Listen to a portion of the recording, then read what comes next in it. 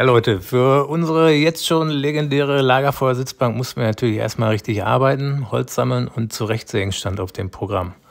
Ja, Luxus wie mehrere Sägen hatten wir nicht. Wir hatten genau eine dabei und deswegen zog sich das Ganze auch etwas in die Länge. Während ich mich also schon mal mit der Säge abmühte, hat Christian hier schon mal ganz entspannt die Pfosten für die Rückenlehne vorbereitet.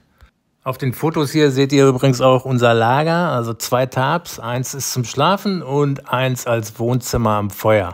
Und klar ist, dass da auch eine ordentliche Sitzgelegenheit her musste.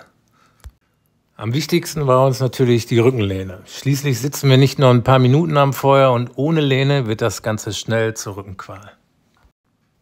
Ja, nachdem der Rahmen endlich stand und sicher im Boden verankert war, haben wir dann die Stämme für die Lehne auf Maß gesägt und die abgebrochenen Äste wurden dabei natürlich fachmännisch mit der Axt entfernt.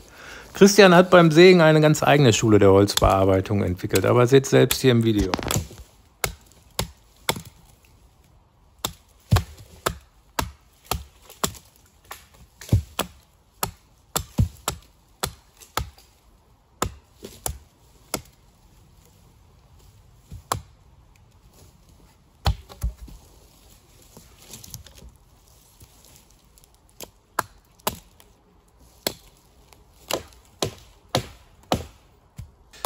Ja, so war das. Am Ende haben wir uns dann doch gegen eine hölzerne Sitzfläche entschieden. Der weiche Waldboden, der tat's dann auch. Und ja, die Lehne an sich war sowieso schon der absolute Gamechanger.